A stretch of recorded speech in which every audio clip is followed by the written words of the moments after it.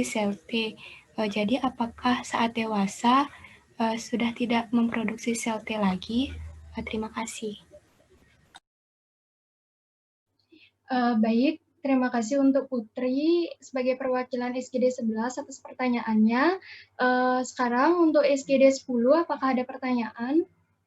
Mungkin dari saya ada pertanyaan dari SGD 10 itu. Jadi saya ketahui kalau ada 2 jenis vaksin, yaitu vaksin profilaksis atau prapajanan dan juga vaksin pascapajanan. Misalnya itu pada kasus-kasus rabies itu biasa sering diberikan 2 vaksin tersebut. Untuk perbedaannya itu bagaimana cara kerja dari vaksin yang profilaksis sama yang pascapajanan. Mungkin itu pertanyaan dari SGD 10. Terima kasih.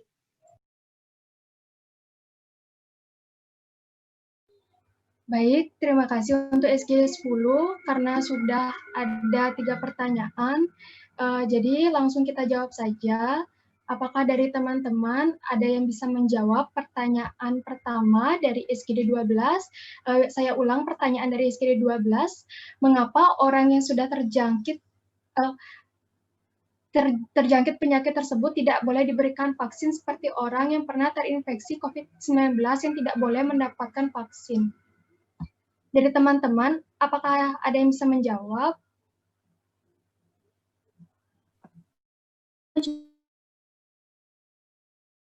Silakan, Mary.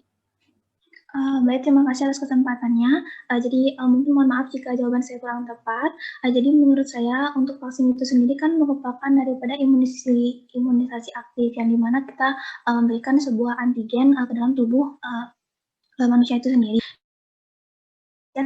Suatu penyakit atau memang lagi terinfeksi dalam suatu penyakit tersebut, otomatis dalam tubuhnya itu sebenarnya sudah mengandung daripada antigen. Jadi jika kita melakukan daripada vaksinasi yang sifatnya yang dimana imunisasi yang aktif, yang dimana kita menyuntikkan juga antigen kembali, otomatis pasien tersebut akan mendapatkan daripada double antigen seperti itu. Jadi untuk yang penyakitnya saja belum dituntaskan dan ditambah lagi dengan antigen yang berasal daripada luar tubuh yang berupa daripada vaksin tersebut akan menyebabkan daripada suatu tambahan infeksi mungkin terkait dengan pasien tersebut. Mungkin hanya sekiranya segitu saja yang bisa saya jawab. Terima kasih.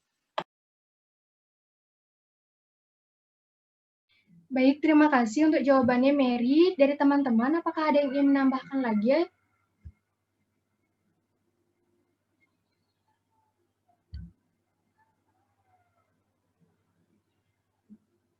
Baik, jika tidak ada yang ingin menambahkan, terima kasih sebelumnya untuk Mary karena sudah menjawab. Jadi sekarang kita lanjut untuk pertanyaan yang kedua. Ini ada pertanyaan dari SGD 11, yaitu saat dewasa timus akan terinfiltrasi menjadi sel lemak. Namun timus ini berperan dalam memproduksi sel T. Jadi apakah saat dewasa sudah tidak memproduksi sel T lagi? Dari teman-teman, apakah ada yang ingin mencoba untuk menjawab?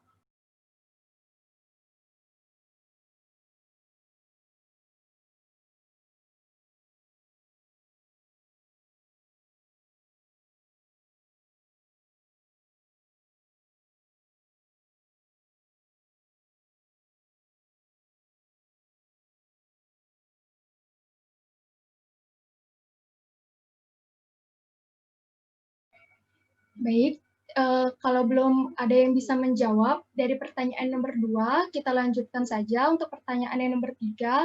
Mungkin dari teman-teman ada yang bisa menjawab pertanyaan untuk yang pertanyaan nomor 3 itu, apakah perbedaan pemberian vaksin profilaksis prapanjanan dan vaksin pasca panjanan, misalnya pada kasus rabies diberikan 2 vaksin tersebut? Ada yang ingin mencoba untuk menjawab?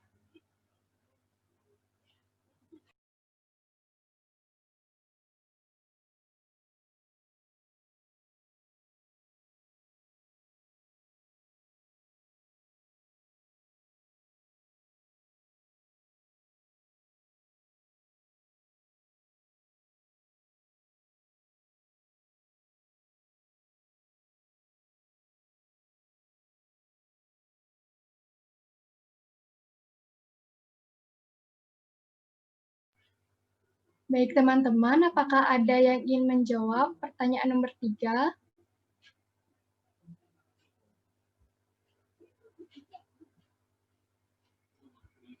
Baik, kalau tidak ada, mungkin saya serahkan kepada narasumber, kepada Dr. Arya dan juga Dr. Diah. Mungkin bisa dijawab pertanyaan dari teman-teman.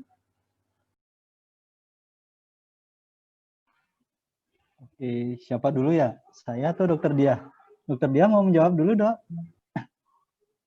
Dokter Arya Mantan, Dumunan, Dokter.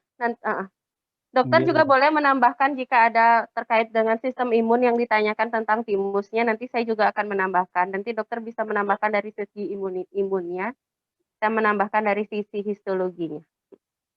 Ya, nanti mungkin untuk yang pertanyaan ke Dokter Dia mungkin senior atau sejawat seperti Dokter Widya yang akan membantu juga menjawab ya, karena lebih ke arah kuliahnya Dokter Widya atau Dokter Lila.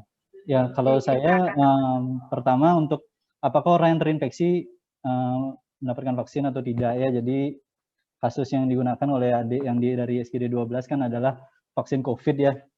Cuma emang vaksin COVID ini sebenarnya kalau kita masih berbicara soal penggunaan ya, jadi masih awal sekali ya, masih belum bisa kita apakah nanti orang yang terinfeksi akan diberikan atau tidak ya, itu kan masih belum jelas ya untuk vaksin COVID.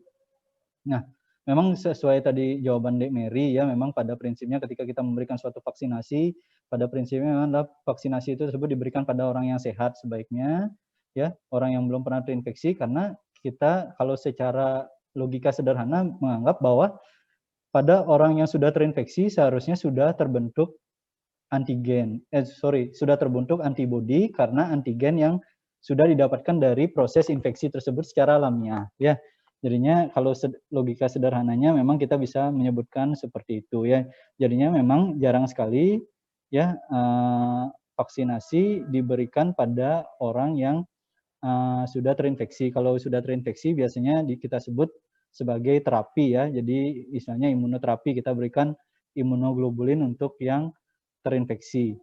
Ya, itu konsep pertama yang harus dipegang ya. Jadinya memang sebaiknya diberikan pada individu yang sehat. Oleh karena itu memang sebelum diberikan vaksinasi ya memang dilakukan screening terlebih dahulu, dilakukan analisis apakah pernah menderita penyakit yang akan diberikan vaksinnya, dan memang seringkali vaksinasi diberikan pada umur-umur awal ya. Jadinya diharapkan imunitasnya terbentuk di awal-awal kehidupan, jadinya setelah nanti ya semakin lama terekspos dengan patogen-patogen, akhirnya sudah memiliki perlindungan yang dimiliki ya.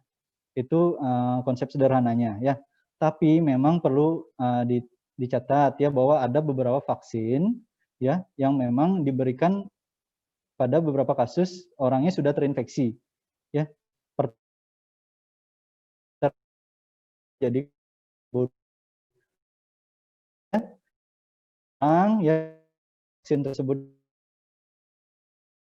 memang diberi vaksin sudah terinfeksi ya pada kondisi-kondisi tertentu ya, di mana proses infeksi alamiah tidak menimbulkan titer antibodi yang cukup ya, jadi itu bisa diberikan vaksinasi lagi ya. Yang kedua, memang pada kasus-kasus atau pada vaksin-vaksin tertentu ya rekomendasi pemberiannya diberikan malah sudah pernah terinfeksi ya. Nah, contohnya ya, saya ambil contoh satu adalah vaksin untuk demam berdarah ya. Vaksin untuk demam berdarah memang sebaiknya diberikan pada pasien yang sudah pernah terinfeksi salah satu serotipe dari penyakit demam berdarah. Nanti mungkin akan mempelajari penyakit demam berdarah ya di blok infeksi ya. Jadi vaksinnya diberikan sebaiknya pada yang sudah pernah terinfeksi, karena jika diberikan pada yang belum pernah terinfeksi itu akan menimbulkan efek yang kurang baik ya apabila nantinya terkena infeksi dengue serotipe yang lainnya ya. Nanti itu di-keep saja, tapi konsepnya sederhana dulu. Memang vaksin harusnya diberikan pada orang yang sehat. Cuma pada kasus-kasus tertentu, vaksin bisa diberikan pada yang sudah pernah terinfeksi. Itu untuk jawaban SGD 12. Kalau untuk SGD 10, ya profilaksis dan pasca pajanan ya.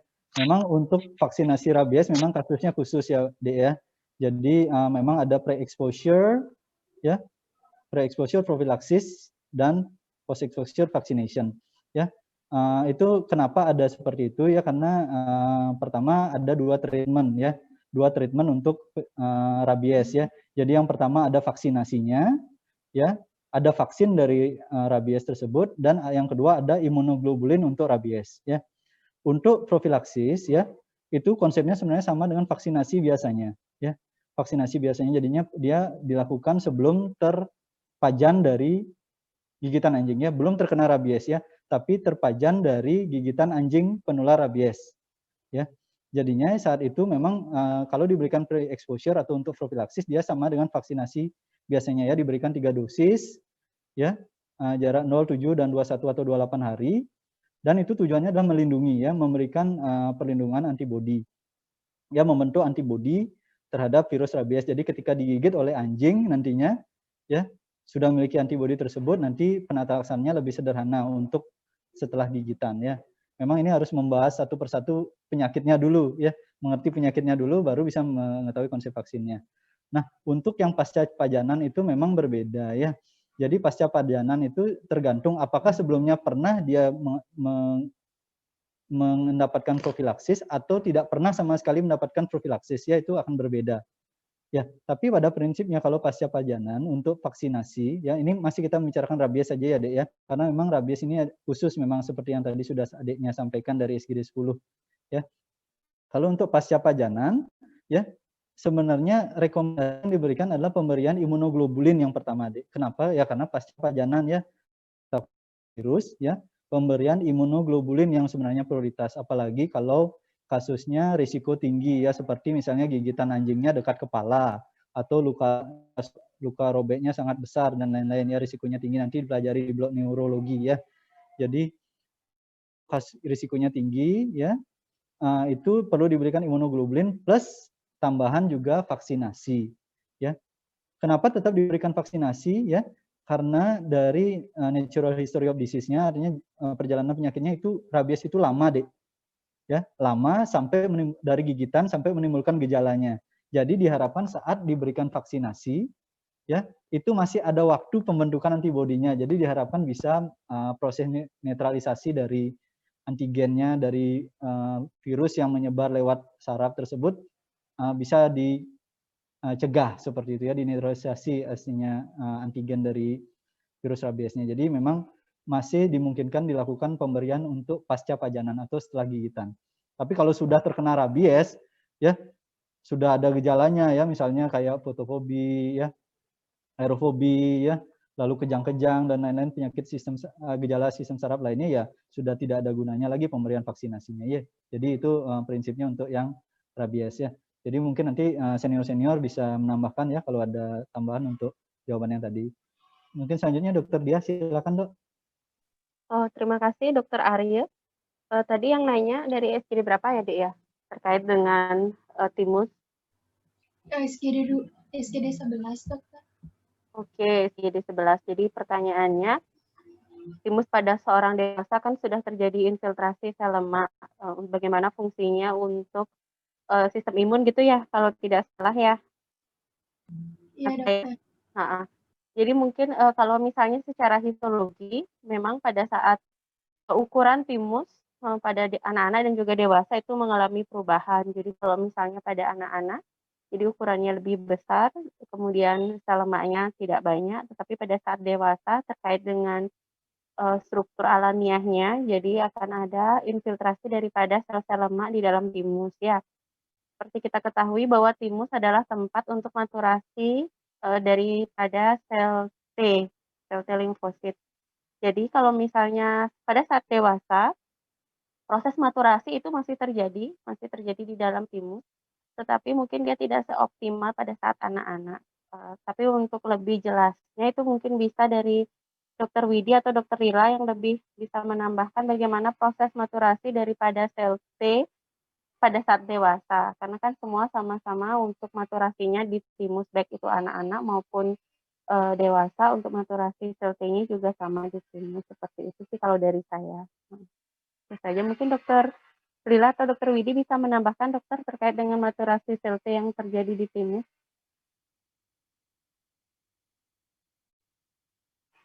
Dr. Lila, Dr. Widi. Kalau dari kami sih histologi tetap terjadi maturasi di sel T, maksudnya di timus, Tetapi mungkin jumlahnya yang sudah berkurang karena semakin bertambahnya usia kan juga terpapar oleh antigennya juga sudah banyak. Jadi prosesnya juga sudah banyak terjadi di dalam tubuh. Mungkin Dokter Arya bisa membantu menambahkan dokter dari segi imunnya dokter. Karena sepertinya Dokter Widit atau Dokter Lila belum merespon dokter. Oh ini Dokter Widit bagaimana dokter? Iya. Ya, baik, terima kasih Dokter Dia. Kalau terkait sel T ya, kebetulan saya kuliah saya juga tentang respon imun yang spesifik ya mengenai sel T. Seperti adik-adik tahu kan untuk proliferasi, untuk pembentukannya ya di awal dia memang dari prekursor di sumsum tulang. Kalau untuk sel T ya, kemudian maturasinya yang di timus nanti ya. Selain itu sebenarnya terjadi juga maturasi di organ-organ limfoid sekunder, bisa tapi sedikit ya, utamanya di timus seperti itu. Seperti contohnya organ limfoid sekunder lainnya seperti tonsil, seperti itu sebenarnya bisa juga terjadi maturasi sel T di sana, hanya jumlahnya mungkin lebih sedikit dibanding yang timus ya. Seperti Dokter Dia sudah bilang tadi juga, kalau di usia dewasa kan kita sudah terpapar dengan berbagai macam antigen ya. Jadi sebenarnya sudah terbentuk sel T memori untuk itu ya. Seperti kuliah saya kan kalau terpajan antigen akan terbentuk T efektor dan T memori. Nah, karena sudah punya memorinya itu, jadi mungkin tidak perlu banyak lagi terjadi proses maturasi di timus nanti ya. Nah, karena untuk kalau terjadi infeksi berikutnya kan T memori itu nanti yang akan berproliferasi lagi ya. Dan masih ada organ-organ limfoid sekunder lain selain timus yang bisa berperan untuk itu. Itu tambahan dari saya untuk yang terkait timus ya, untuk maturasi sel T. Terima kasih. Ya, terima kasih Dokter Widi. Ada kelompok 11 yang menanyakan, sudah jelas G untuk timusnya? Sudah dokter, terima kasih dokter. Silakan. Ada lagi pertanyaan buat saya atau Dokter Widi? Saya izin G, kalau tidak ada pertanyaan saya matikan video dulu, sinyalnya tidak bagus. Nanti kalau mau ada pertanyaan lagi kepada saya aktifkan lagi. Baik Dokter Dia. Baik teman-teman, karena pertanyaan sesi 1 sudah terjawab semua, jadi sekarang kita akan masuk ke sesi kedua dengan 3 pertanyaan lagi. Dari teman-teman SGD 9, apakah ada pertanyaan? Mungkin ada pertanyaan dari saya, dari SGD 9. Silakan Yudis. Jadi dari SGD saya ingin bertanya untuk tentang COVID. Jadi apakah dari sistem imun kita ini belum cukup untuk pencegahan dari COVID-19, dan mungkin bagaimanakah dari mekanisme perlawanan sistem imun diri kita terhadap COVID-19 hingga seseorang itu bisa terserang? Mungkin itu. Baik, terima kasih untuk pertanyaannya, Yudis sebagai perwakilan SGD 9. Dari teman-teman SGD 8, apakah ada pertanyaan?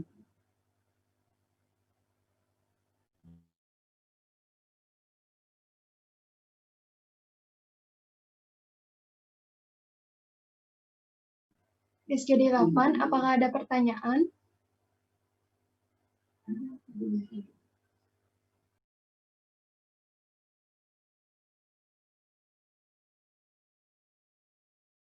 Dari teman-teman SGD 8, apakah ada pertanyaan? Saya ingin bertanya, Permata. Baik, silakan. Jadi, saya dari perwakilan SGD 8, perkenalkan nama saya Rizna. Jadi dari SGD 8 itu ingin bertanya mengenai bahwa kita ketahui kalau vaksinasi itu ada yang harus diberikan berulang kali dan ada juga vaksinasi yang bisa diberikan sekali dalam seumur hidup. Jadi pertanyaannya itu bagaimanakah kita mengetahui vaksin itu bisa diberikan sekali dalam seumur hidup atau harus diberikan berkali-kali? Mungkin sekian, Permata. Baik, terima kasih Rizna sebagai perwakilan dari SGD 8. Untuk selanjutnya dari SGD 10, dari SGD 7, apakah ada pertanyaan?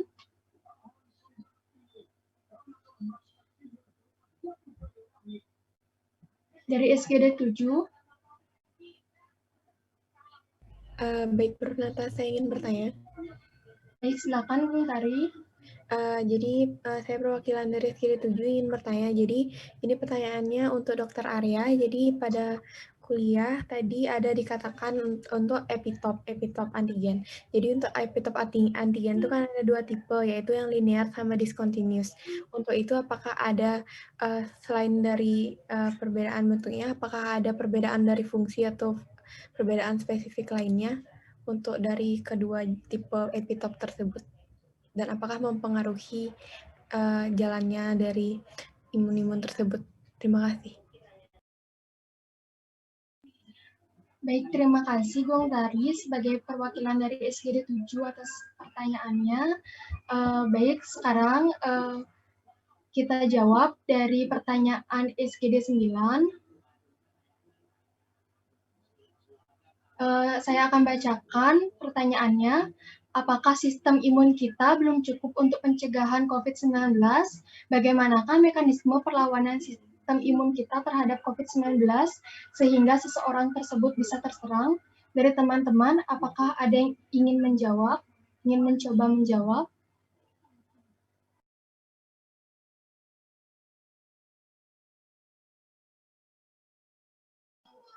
Saya ingin mencoba menjawab Permata.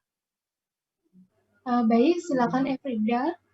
Baik, mohon maaf bila sebelumnya jawaban saya kurang tepat. Jadi untuk mengenai dari virus COVID itu mengenai apakah tubuh kita itu tidak mampu untuk sistem imun kita belum mampu untuk pertahanan dari virus COVID ini. Itu kalau menurut saya itu tergantung dari sistem imun tubuh masing-masing seseorang.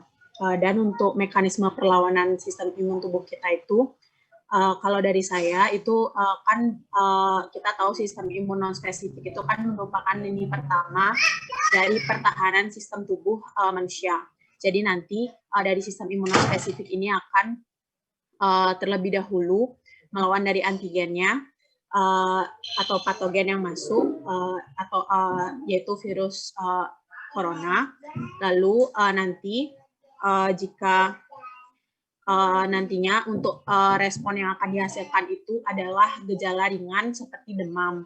Jadi biasanya dalam kurun waktu 2-14 hari itu ada gejala ringan seperti demam yang dirasakan oleh yang terinfeksi dari COVID. Setelah itu nantinya dari kita tergantung dari sistem imun kita apakah bisa melawan dari COVID tersebut. Jadi setelah 14 hari, jika sistem imun kita memang cukup baik untuk melawan dari virus tersebut, kita bisa terbebas dari virus tersebut atau dapat dikatakan sembuh. Tapi kalau misalkan sistem imun kita tidak cukup baik untuk melawan virus tersebut, kita bisa mengalami gejala yang lebih berat lagi seperti sampai terjadi sesak nafas. Itu makanya kenapa lansia itu lebih rentan terkena dari COVID-19 ini karena pertahanan tubuh mereka yang memang tidak cukup baik. Mungkin sekian dari saya, terima kasih. Baik, terima kasih untuk Efrida karena sudah berani mencoba untuk menjawab dan pertanyaannya dan jawabannya bagus sekali. Baik, sekarang kita lanjutkan untuk pertanyaan nomor 2 dari SGD 8. Pertanyaannya itu adalah pemberian vaksin pada beberapa jenis, ada yang pemberiannya setahun sekali dan juga sekali seumur hidup. Bagaimana kita bisa mengetahui bahwa vaksin tersebut diberikan setiap setahun sekali atau sekali seumur hidup? Dari teman-teman, apakah ada yang ingin mencoba untuk menjawab?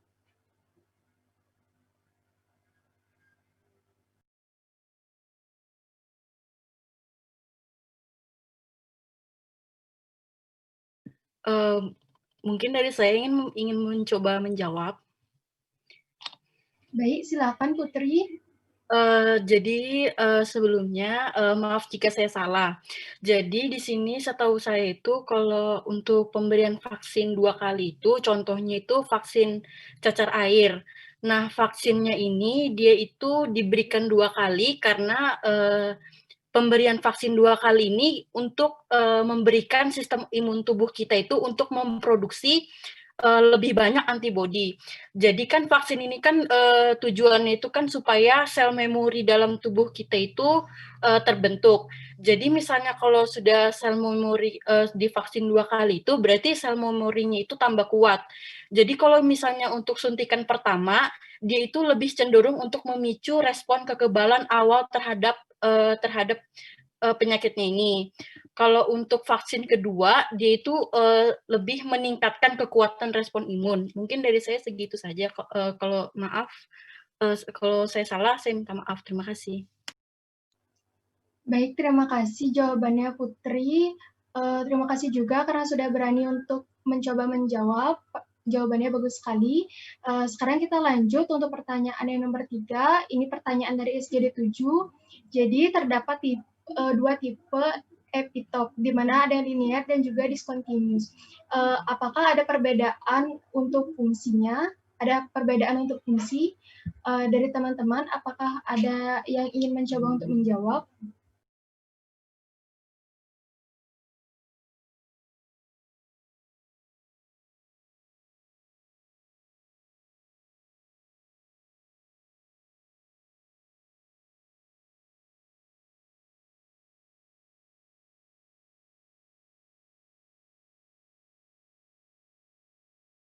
Dari teman-teman, apakah ada yang ingin mencoba untuk menjawab?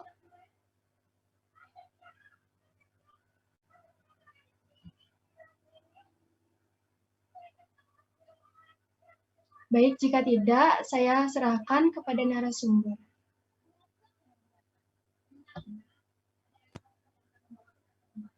Untuk pertanyaan yang pertama, mungkin bisa dari Dr. Widi untuk menjawab. Oke, baik, terima kasih waktunya. Terima kasih pertanyaannya dari SGD 9 ya tadi ya, mengenai infeksi COVID dan pertahanan tubuh terhadap infeksi tersebut ya. Jadi kalau saya jawab dari sisi respon imun spesifiknya ya. Tadi jawabannya Efrida sudah baik sekali, sudah menyangkut sistem imun yang innate juga ya, yang non spesifik juga, jadi sudah dari awal dijelaskan, sudah benar juga jawabannya ya. Jadi dari sisi respon imun spesifik, ini berlaku untuk hampir semua jenis infeksi virus ya, bukan hanya corona. Nah, jadi kalau adik-adik ingat kuliahnya, yang berespon terhadap virus, mikroba intraseluler itu sel apa?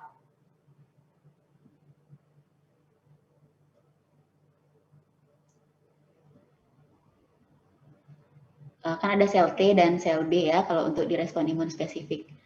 Kalau yang untuk mikroba intraseluler, untuk virus, CD8 toksik. Iya, CD8 ya. Jadi sebenarnya keduanya berespon ya terhadap virus baik sel T maupun sel B, tapi respon awal biasanya oleh sel T dulu. Ya, mikroba intraseluler kan yang lebih banyak berperan itu sel T dia. Nanti kalau untuk yang ekstraseluler lebih ke sel B nanti mainnya ya, kalau prinsip umumnya. Oke, kemudian sel T ya, jadi sudah ada respon imun sel T untuk si virus. Sebenarnya sel B juga ada kan nanti ya. Ingat nggak mekanisme respon sel B itu yang untuk virus berenvelop?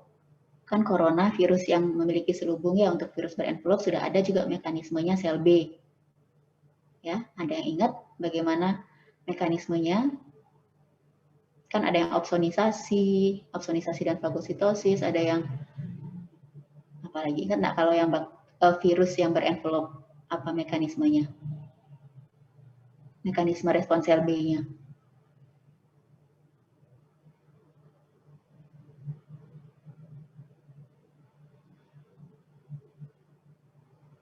Oke ya, nanti dilihat lagi PPT-nya ya.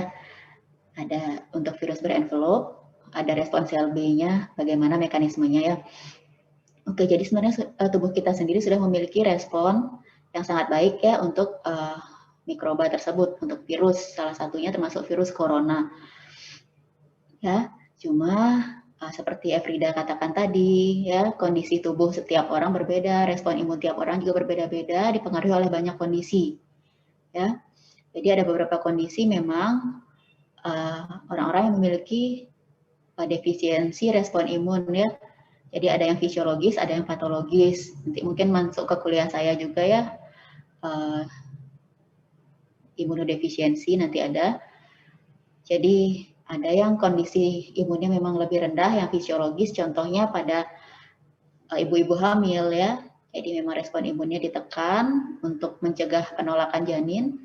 Kemudian yang patologis, karena ada komorbid tadi yang sempat disebutkan oleh temannya juga ya, mungkin ada penyakit bawaan, penyakit kronis yang sudah dialami oleh pasien sehingga respon imunnya menjadi melemah. Ya. Kalau orang dengan respon imun normal biasanya kalau kita terpajan virus corona ya, virusnya tetap masuk, tetap terjadi entry, ya. Virusnya juga bisa bereplikasi, ya, namun replikasinya dengan cepat bisa ditangani oleh respon imun.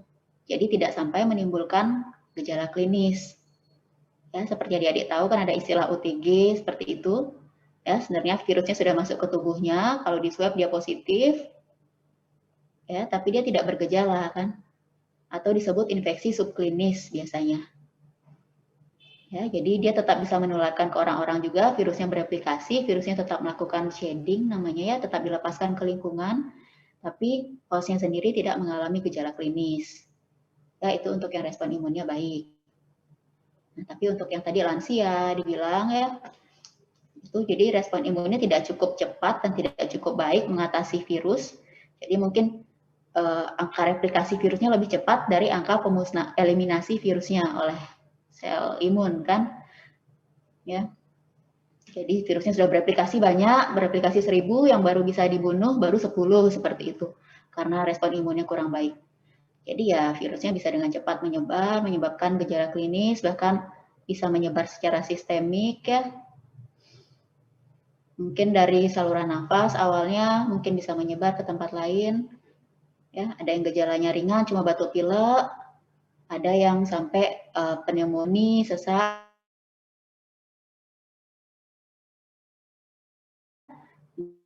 Bisa diterima jawabannya ya.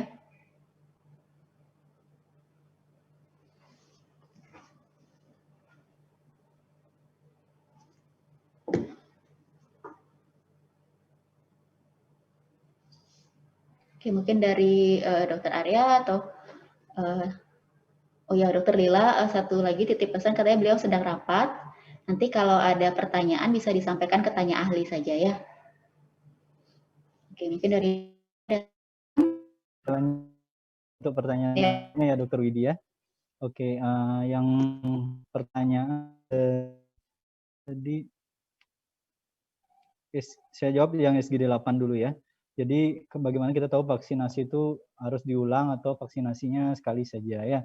Jadi tadi Dek Putri primary and secondary immune response-nya, jadi sudah dijelaskan dengan baik oleh Dek Putri mengenai konsep itu ya, primary and secondary response ya dari sistem imun. Jadi memang paparan antigen kedua itu akan sangat membuat respon imunnya lebih baik ya dibandingkan dengan hanya sekali terpapar saja ya dari suatu antigen ya.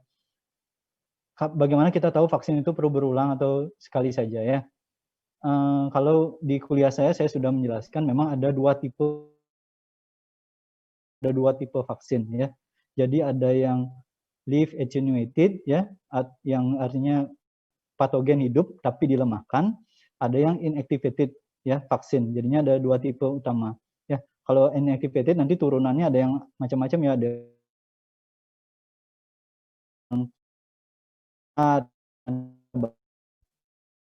interactive learning ya, Dek ya. Pada prinsipnya kita ketahui dulu itu vaksinnya tipe live attenuated atau inactivated ya.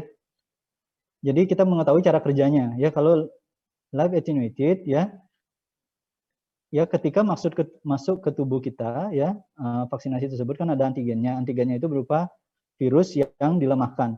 Nah, atau bakteri yang dilemahkan ya, ketika patogen tersebut atau antigen dari tersebut masuk ke dalam tubuh, mereka akan bereplikasi ya, layaknya ketika virus atau bakteri benaran masuk ke tubuh kita. Ya, jadinya dia bereplikasi atau mungkin memperbanyak diri dan namun tidak sampai menyebabkan penyakit, ya. Jadi tidak menyebabkan penyakit. Jadi dia melatih sistem imun kita secara langsung, ya. Jadinya bereplikasi, virus ada di dalam tubuh dalam waktu yang beberapa lama dan dia melatihnya dengan respon imun kita dengan baik.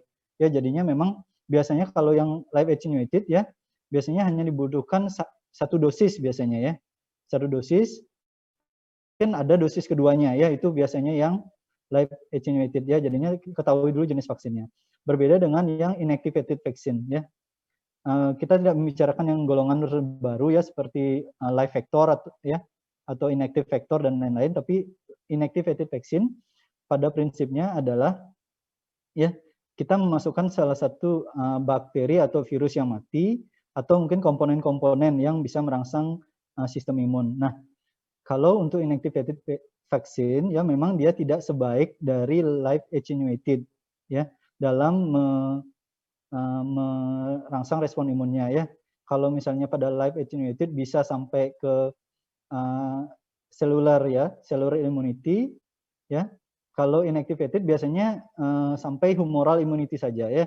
Kenapa? Karena memang secara alamiah ya, kalau kita memasukkan sesuatu yang sudah mati kan dia tidak akan berkembang biak lagi ya. Jadinya respon imunnya tidak sebaik kita jika memberikan live attenuated. Oleh karena itu untuk yang inactivated tipe vaksinnya dia diperlukan dosis ya, dosis yang banyak ya. Jadi tidak hanya satu dosis saja ya. Jadi artinya setelah kita diberikan vaksin pertama itu, kalau untuk yang inactivated itu namanya priming dose. Jadinya hanya dosis untuk mengenalkan dulu awal-awal ya. Setelah diberikan dosis yang kedua atau yang ketiga baru terbentuk pelindungan yang sebenarnya ya. Atau yang tadi dijelaskan oleh Putri secondary responnya itu baru terbentuk ya respon imun yang lebih baik untuk yang vaksin inactivated. Oleh karena itu kalau inactivated pasti dosisnya tidak hanya sekali deh ya, dan diperlukan lagi booster istilahnya. Nanti mungkin kita akan lebih banyak diskusi ya, karena ini kita waktunya juga dibatasi kan di interactive learning. Nah, kalau untuk virus yang ada mutasinya, ya itu memang perlu diberikan lebih sering ya, seperti influenza. Itu memang tiap tahun harus diberikan. Jadinya disesuaikan dengan mutasi virus yang terjadi untuk virus influenza ya, itu memang lebih sering lagi diberikan. Itu untuk yang vaksinasi. Untuk yang epitope ya, epitope itu sih memang kan perannya adalah dia ada di antigen ya, nanti akan di bagian dari antigen yang dikenali oleh ya reseptor ya, reseptor antigennya ya. Ya, sebenarnya fungsinya tidak ada perbedaan ya, karena dia memang fungsinya untuk menempel pada reseptornya ya. Cuma memang yang kalau dari teori yang ada ya perbedaannya untuk yang linear epitope itu hanya dikenali oleh sel T saja. Ya, itu perbedaannya. Ya, nanti selanjutnya apakah linear itu diatur oleh MHC ya, diekspresikan ke sel T, itu kan sudah dibahas ya oleh Dr. Lila dan Dr. Widi.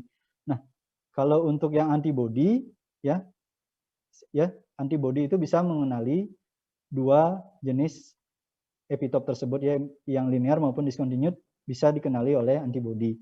Kalau yang linear itu bisa hanya dikenali oleh sel ya. Sel T itu hanya bisa mengenali yang linear saja gitu ya. Sorry, sel T itu hanya bisa mengenali yang linear saja. Kalau yang antibody bisa mengenali yang linear dan discontinued, itu perbedaannya ya. Oke. Kalau untuk COVID ya saya rasa sih sudah dari Dr. Widi menjelaskan ya. Nanti mungkin kalau memang ini di interactive learning kita akan bahas tentang COVID ya, karena kayaknya mahasiswa, adik-adik mahasiswa tertarik dengan COVID ya. Nanti mungkin akan kita tambahkan di interactive learning-nya ya, aspek keterbaruannya ya. Oke adik ya, ditunggu. Sudah, ya dokter, mungkin ditambahkan juga mengenai vaksin yang banyak pro dan kontranya dokter. Gitu.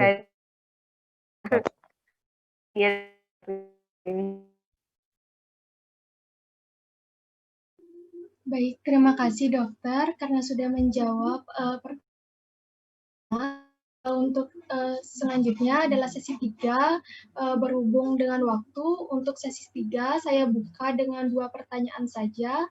Silakan untuk SGD 6, apakah ada yang ingin bertanya? Dari saya Permata. Silakan Dinda. Baik, jadi perkenalkan nama saya Dinda, perwakilan dari SGD 6. Jadi dari hasil diskusi kami tadi ada satu pertanyaan, yaitu sel NK memiliki beberapa karakteristik yang menyerupai sel limfosit T. Jadi apakah proses maturasi dari sel T? Itu saja, terima kasih. Baik, terima kasih Dinda. Untuk satu pertanyaan lagi dari SGD 5, apakah ada yang ingin ditanyakan? Saya dari perwakilan SGD 5 ingin bertanya. Silakan ya Frida. Ingin bertanya mengenai bagaimana perbedaan mekanisme respon imun terhadap bakteri dan mekanisme respon imun terhadap virus. Mungkin sekian dari saya, terima kasih. Baik, terima kasih ya Frida. Apakah dari teman-teman ada yang bisa menjawab pertanyaan dari SGD 6?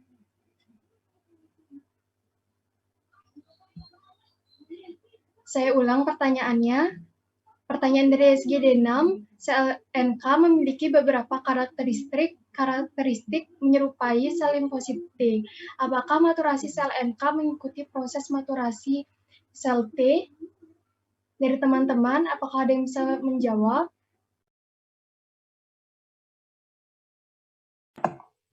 Izin mencoba menjawab, Permata. Baik, silakan Mary. Baik, saya izin mencoba menjawab. Jadi menurut saya mungkin mereka adalah satu lini daripada perkembangan daripada koloni faktor unit daripada limfosit itu sendiri, yang dimana perkembangannya secara biologi nantinya akan berkembang menjadi limfoblast. Nah, untuk limfoblast itu sendiri, setahu saya nantinya akan berkembang menjadi 3 lini, ada yang prolimfosit B, ada yang prolimfosit T, dan juga ada yang NK prolimfosit. Sehingga mungkin dari segi lininya memang berasal daripada satu klaim yang sama. Mungkin dari maturasi dan juga pematangannya juga sama. Mungkin sekian dari saya. Baik, terima kasih untuk Mary karena sudah mencoba untuk menjawab. Jawabannya bagus sekali. Baik, untuk sekarang dari teman-teman, apakah ada yang bisa menjawab pertanyaan dari SGD 5? Pertanyaannya, bagaimana perbedaan mekanisme respon imun terhadap bakteri dan juga virus? Dari teman-teman, apakah ada yang ingin menjawab?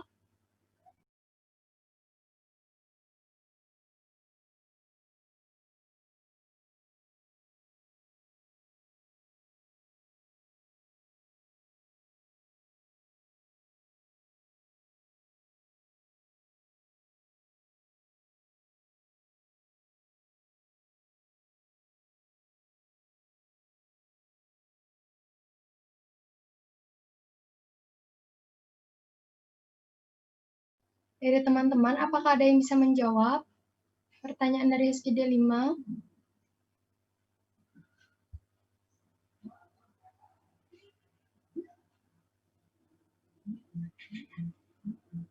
Baik, jika tidak, saya serahkan kepada narasumber. Dr. Arya, mungkin bisa dijawab untuk pertanyaan dari SGD 5. SGD 5 yang perbedaan itu ya, dia respon bakteri dan virus ya maksudnya ya? Iya, dokter. Oke. Di kuliah ya sebenarnya bisa kalau adik-adik membaca ya sebenarnya sudah bisa terjawab ya. Jadi pada prinsipnya ya persamaannya dulu ya, sama-sama akan melewati innate dan adaptif ya. Itu konsep yang selalu dipegang untuk ya infeksi patogen apapun ya, akan selalu melewati innate dan adaptifnya. Nanti mungkin Dr. Widya akan menambahkan jawaban saya ya. Perbedaan yang utama ya adalah di efektornya ya, Dek ya. Pasti efektornya ya. Ya, meskipun pada akhirnya akan kelihatannya sama sebenarnya, Dek ya. Kelihatannya sama ya.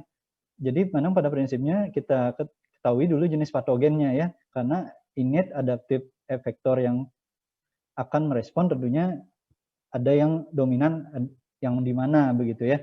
Jadi Kalau bakteri kita harus ketahui dulu ada bakteri yang tadi sebenarnya dijelaskan oleh Widi, ada bakteri ekstraseluler, ada bakteri yang intraseluler ya. Kalau virus ya otomatis kan pasti proses utamanya ada di intraseluler. Tapi tentunya masih ada juga virus yang beredar di ekstraseluler juga ya, sebelum dia menginfeksi selnya, tentunya dia akan beredar di ekstraseluler dulu. Nah, ya perbedaan utama memang kalau pada INET pasti akan terlihat perbedaannya ya. Jadi efektor yang utama apa? Ya, efektor yang utama apa? Misalnya pada virus ya, innate immunity yang utama yang biasa kita ketahui adalah misalnya interferon tipe 1-nya ya. NK cell-nya juga bisa ditemukan sebenarnya kan pada bakteri ya. Jadinya memang efektor utamanya juga bisa kita lihat kalau di virus misalnya ya interferon tipe 1-nya. Nah, kalau untuk adaptive immunity-nya kan sebenarnya mirip ya. Kalau kita lihat-lihat sebenarnya antara bakteri yang intraseluler dan juga virus sebenarnya kalau secara umum ya adaptive immunity-nya kan mirip ya karena sama-sama intraseluler. Ya. Jadi sebenarnya hampir mirip. Nah, perbedaannya memang lebih ke arah yang kalau bakteri ekstraseluler ya. Kalau bakteri ekstraseluler memang ya respon utama adaptif yang utama memang adalah dia di antibodinya ya. Antibodinya yang utama ya. Jadinya peran sel B-nya terkait pembentukan antibodi ya atau mungkin merespon dari menangkap dari patogen tersebut dan ininya memang lebih ke antibodi ya. Kalau pada virus dan bakteri intraseluler relatif mirip, cuma memang nanti yang membedakan adalah proses dari eliminasinya ya. Dan yang perlu ditekankan lagi adalah memang mekanisme evasi dari bakteri dan virus ya, tentunya memiliki mekanisme evasi yang berbeda. Itu yang membedakan di respon imunnya ya. Kalau virus kan memang full dia bekerjanya intraseluler ya. Artinya untuk mereplikasi virus tersebut kan perlu komponen-komponen dari sel yang hidup ya. Jadi memang mekanisme evasinya sangat terkait dengan apa yang terjadi dalam sel pejamu atau sel hostnya itu ya. Jadi di situ ya perbedaan utamanya ya.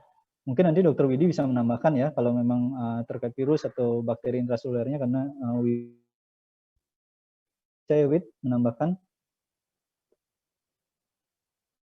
Ya, Bli. Oke, baik. Terima kasih Dr. Arya atas kesempatannya. Untuk pertanyaannya tadi sudah dijawab ya oleh Arya, sudah dari INIT juga sudah dijelaskan. Kalau tambahan dari saya mengenai yang spesifiknya ya, seperti di kuliah juga.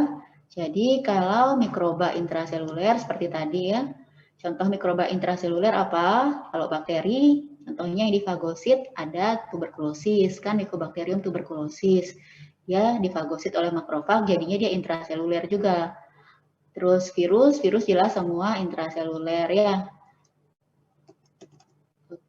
Yang intraseluler, efektor utamanya adalah sel T, seperti tadi.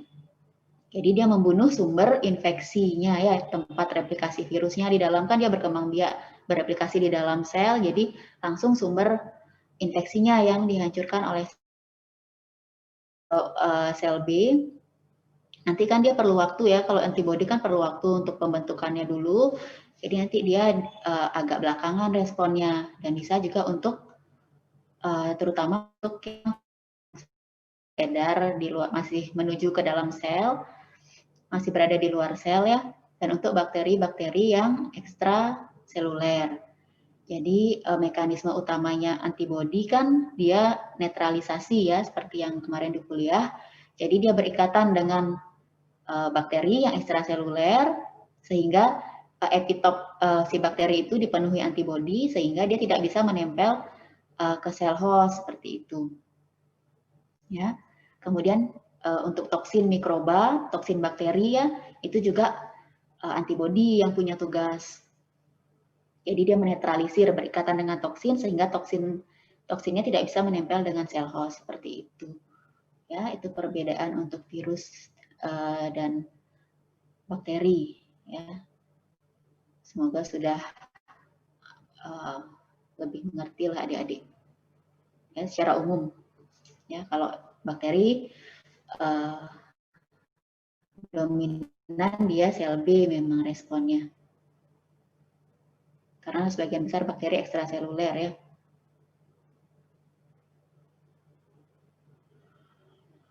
Oke, dari saya cukup. Baik, terima kasih untuk Dr. Arya dan juga Dr. Widi. Jadi untuk pertanyaan SGD 6, karena ditujukan untuk Dr. Lila, jadi nanti bisa langsung dijawab melalui e-learning saja. Baik, dokter dan teman-teman, karena waktu sudah menunjukkan pukul 13.59, jadi pleno ini akan saya akhiri. Kepada Dr. Armi selaku Sekre Blok, saya serahkan.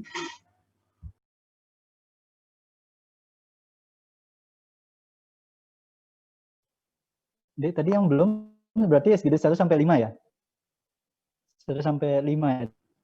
Dek. SGD 1 sampai 4, dokter. Oh, 1 sampai 4. Oh ya, oke. Nanti kalau ada pertanyaan untuk saya di 1 sampai 4, saya jawab di LMS langsung ya. Baik, dokter. Baik, karena memang sudah ini ya, sudah waktu juga ya. Tadi yang untuk Dr. Lila, pertanyaannya silahkan nanti akan dijawab oleh Dr. Lila di forum tanya ahli.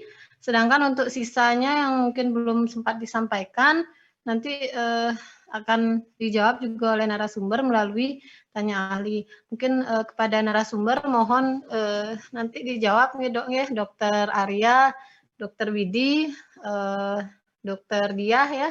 Dan nanti kalau misalnya ada pertanyaan di sana, mohon diberikan respon. Sukses semua untuk kehadirannya dan diskusinya di pleno kali ini sudah sangat bagus. Mungkin silakan boleh izin live bagi para narasumber sekalian maupun